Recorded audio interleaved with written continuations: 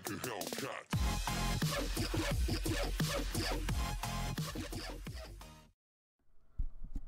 Alright, so today is the first day of the grind week, and it is Speed Ceramic Crucible, which is actually really fun in my opinion.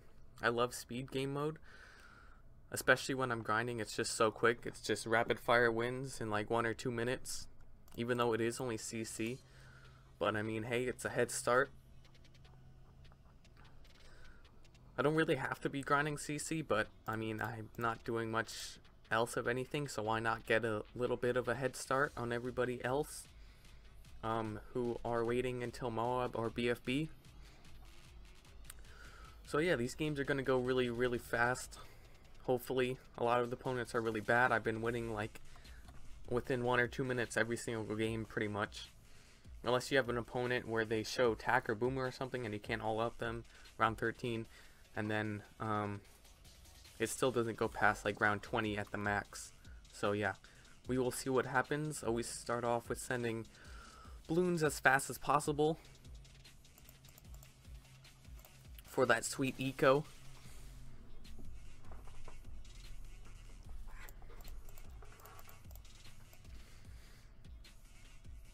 Now, I don't really know if this loadout is the 100% best loadout. Actually, I know it's not the 100% best loadout, but I like it because it's fast and it's easy and it is fun and it doesn't require you to rely on a boomerang or tack shooter or anything like that to get your popping power. All it takes is 2 destroyers and a lightning bolt, and you are absolutely fine on boost for anything that they might send you on round 11, which, if you didn't know, in speed game mode is regen rainbows or regen zebras or whatever you want to call it. But yeah, when I play on this game mode, or with these towers rather, I always eco until around 400 depending on the map. If it's a short map, then only like 350 or so, because there's no point of ecoing anymore. You need to save up for your defenses. I don't claim to be like a super expert on speed game mode or anything like that, but I've been playing pretty much like, not all day, but like a couple hours today. And yeah, I pretty much have it down pat where it's just like a pattern that I'm just following, depending on the other player's towers, obviously. Yeah. But pretty much eco is the #1 thing that you want to go for instead of trying to get the early lives, unless they're like just really bad or something like that. Okay, this kid boosted to me spaced leads like a genius. Wonderful. And he filled up the entire queue with them. Okay, well, this should be an easy victory. I don't see how he is going to be defending like round 13 and stuff, or I guess round 11, but yeah. So I'm just going to send him a fairly decently sized regen zebra rush. Probably going to boost this, and then I can sell stuff and do a full on all out. There's the boost. Let me get to camo detection real quick. Let me just defend whatever he is sending to me and then go like that. Sell everything, put my spikes down, boost for fun, and see ya.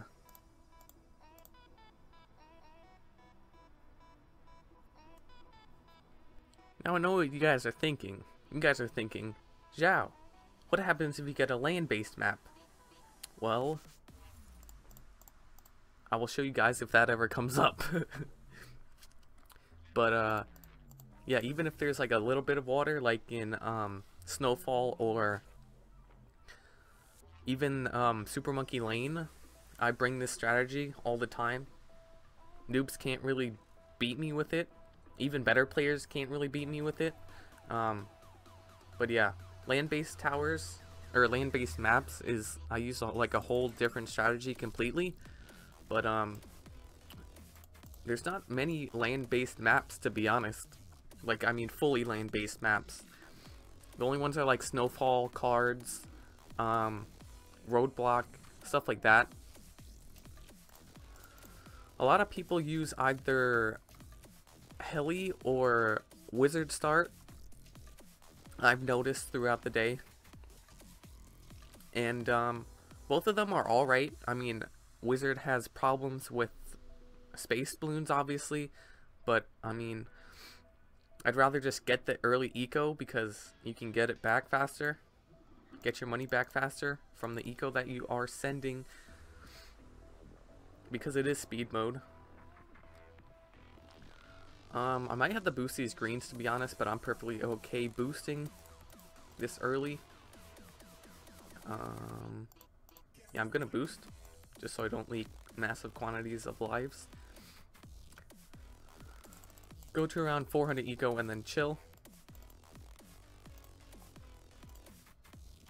I should mention that it's either like 400 eco or a little bit past 1 minute, because anything more than that, if you expect it to end around 11, it's not going to pay for itself. It's not going to, like, the eco isn't going to pay itself off, basically. That's what I'm trying to say. Also, you guys have been yelling at me for being too quiet in the recordings, and I apologize for that. So hopefully today is better. Let me know down in the comments below. Helipilot Monkey Village Ninja. Okay, that is very interesting strategy. We could probably all out round 11, maybe? I don't know, the Helipilot sort of scares me, but we'll get a boost out of them for sure, 100%. And even kill them? Hopefully, please die, please die, please die. Yes. Yeah, as I said before, these opponents are not the greatest players, and even if they are pretty good, they're pretty much noobs at speeds battles. I mean, I was a noob earlier today too when I first started, but yeah. Anyhow, land-based map. So this is the strategy that I use for land-based maps, and yeah, I don't know. It works out pretty well. Don't really see any flaws in it that are very apparent, other than maybe like ZOMGs, etc. But no games go that late. So for this strategy, you want to start off with the mortar 100%. And then for any space balloons, you get up a chipper or two.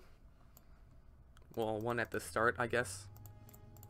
For pinks, and then for blacks and stuff, you get up another one, etc.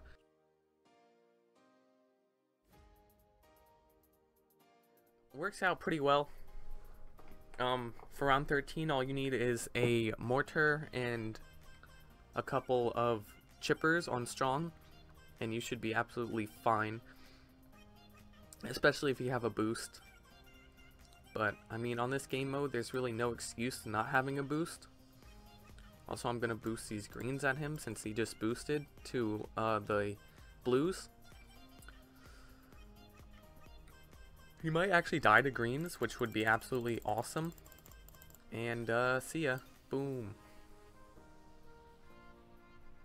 A lot of people on this game mode too are like super aggressive when they should be saving up with their money for their eco so they can survive into the later rounds if it does go past round 13, which a lot of people don't expect it to, but then when it does, the people who save up and are prepared for it win, obviously, which is me, basically.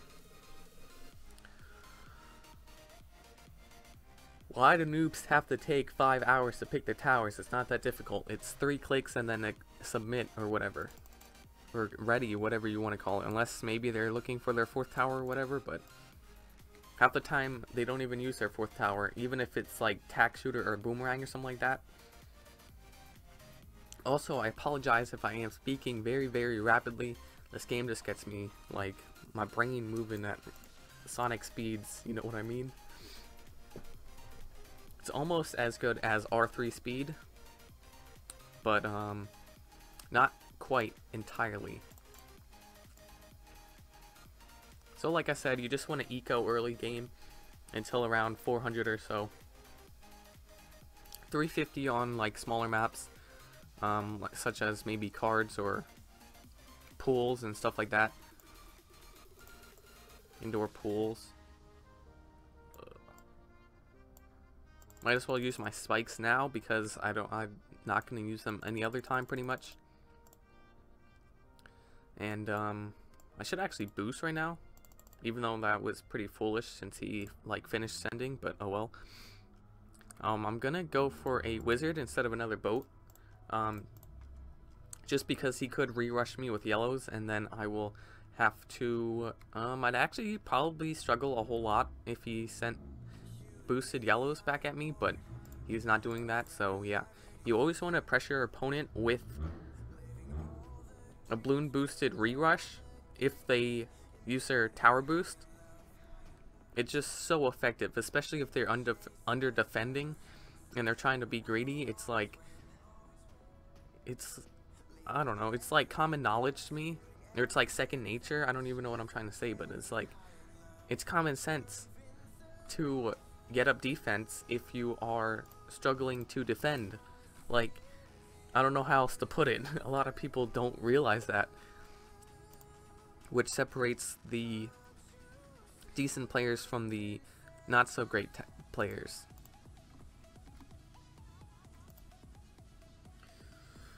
Okay, so in round 11 I will have enough money to get up these 2 towers and then boost, but he seems like he might be trying to defend. So I'm just gonna send a rush. Okay, Chipper is actually gonna do well for him. Yeah, it's gonna shred up all of the actual rainbows and then continue to suck in everything else. So that was pretty foolish on my end, but then again I didn't know that he had Chipper, so I probably should have just baited the boost, but yeah. He is ecoing with like reds right now, which is really interesting to me, but yeah. I feel like Chipper is super effective in this game mode just because of ceramics and mobs and stuff like that. It can just suck up all the ceramics and you should be absolutely fine, which is why I use it with Ninja and Mortar. But that's the boring way to play in my opinion because it's too good. It's not actually too good. There are exploits to it, but yeah.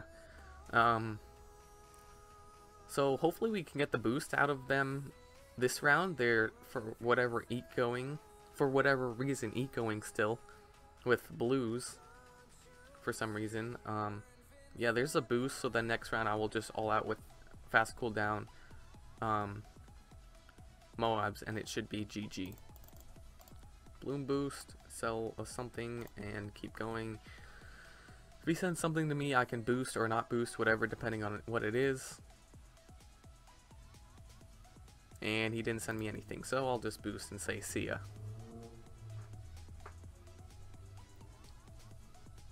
And we are back with our final opponent of the day. Yeah, for the video and also just for my day entirely.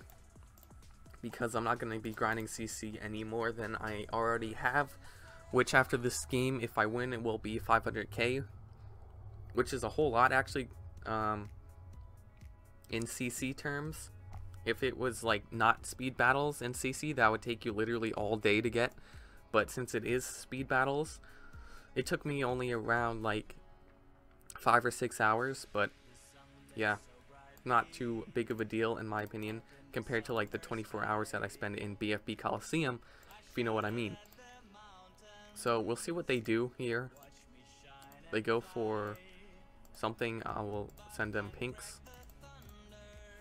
I'll get up that for any pinks that they might send against me. And then I'll just eco. This is a short map, so I will probably stop my eco around 350 or so. But then again, this is a really strong strategy, so yeah, I think I'll just go to 400 like I do otherwise. Because it is really easy to defend with this loadout. All you need is like 1 or 2 mortars with a couple chippers and you are absolutely a-okay. How is he leaking to greens right now? How am I leaking to pinks right now? Anyhow, I don't know Gonna get a ninja in the back just to clean up anything that might snake through.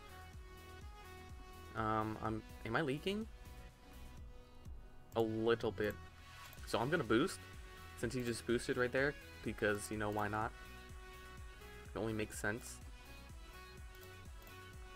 And I'm going to boost as well.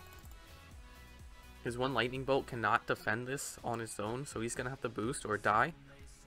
And see ya, kid. Rip.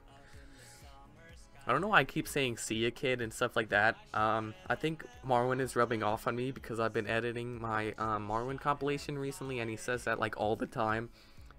And I've just been like using it like sarcastically, but then it's like become part of my actual vocabulary now. So yeah, that is a rip, man. Did it again. But yeah, like I said, I'm stopping at 500k. That is absolute maximum I'm willing to go in Ceramic Crucible, because in BFB that's like what, 10 games, which takes maybe, I don't know, 10 wins, which I don't know, takes a little bit of time, but not much. Also, there's version 4.8.3, at least for Steam. They got this new background here, and the whole wintry stuff is all gone. You won't get the dart skin if you did not receive it already. However, if you did receive it, you will keep it. I can show you that right here if I could find it. Yeah, it's right here. So yeah, they let you keep the dart skins if you have it already, but if you did not claim it already, then you're out of luck. It is gone forever unless you log in probably on a different version, but I don't know if you can go on a different version at all. I am playing on Steam right now, as you can tell by my mouse cursor and my clickies. But yeah, that's gonna do it for this video, guys. If you do enjoy, please hit the like button and subscribe. Follow me on Battles TV, and I will see you guys in the next one. Peace.